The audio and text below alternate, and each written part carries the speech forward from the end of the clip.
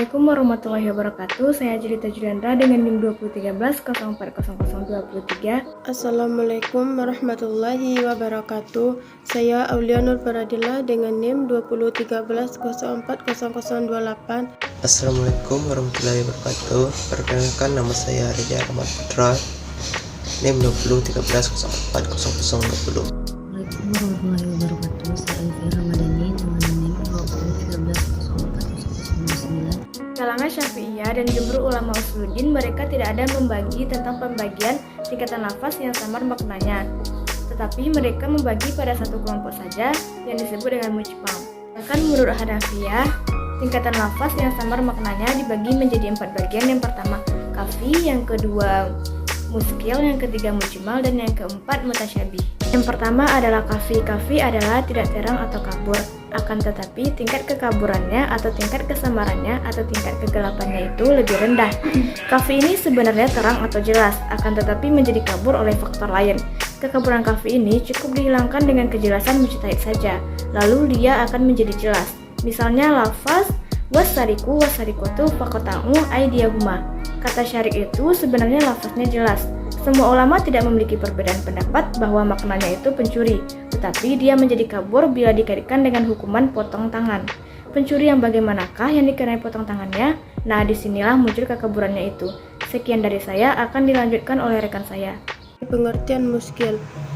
Lafaz muskil ialah suatu lafaz yang samar, artinya disebabkan oleh lafaz itu sendiri. Menurut bahasa ialah sulit atau sesuatu yang tidak jelas perbedaannya. Sedangkan menurut istilah, satu lafaz yang tidak jelas maksudnya karena ada unsur kerumitan. Contoh lafaz muskil terdapat dalam Quran surah Al-Baqarah ayat 228. Pengertian al-mujmal. Mujmal adalah lafaz yang belum jelas karena masih bersifat garis besar. Secara bahasa, mujmal berarti samar. Secara istilah, para ahli usul fikih mendefinisikan mujmal dalam berbagai macam. Menurut Imam Sarakhsi, mujmal sebagai suatu lafaz yang tidak dapat dipahami maksudnya, kecuali ada penjelasan dari pengeluaran lafaz mujmal itu, dan melalui penjelasannya diketahui maksud lafaz tersebut.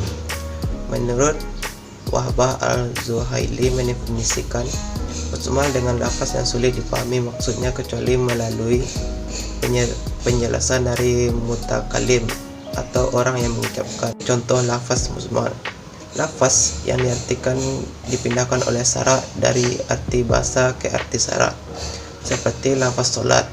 Lafaz salat menurut bahasa diartikan dengan doa, namun menurut syarak ialah suatu perbuatan tertentu yang dimulai dengan takbir dan diakhiri dengan salam. Sekian dari saya. Pengertian al-mutasyabih. Secara bahasa, mutasyabih adalah lafaz-lafaz yang meragukan pengertiannya karena mengandung beberapa persamaan. Dalam istilah hukum, lafaz al-mutasyabih adalah lafaz yang samar artinya dan tidak ada cara yang dapat digunakan untuk menyampaikan artinya. Abdul Karim Zaidan dalam kitabnya Al-Wajiz fil Usul Al-Fiqih menjelaskan bahwa mutasyabih adalah lafaz yang maknanya tersembunyi. Lafaznya tidak menunjukkan makna tersebut dan tidak ada jalan untuk mengetahuinya karena tidak terdapat garinah yang menyikap makna tersebut. Dalam menghadapi lafal mutasyabih ini, para ulama berbeda pendapat.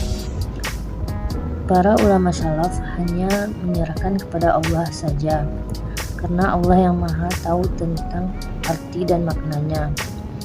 Sedangkan manusia wajib mengimaninya dan tidak mencari-cari takwilnya.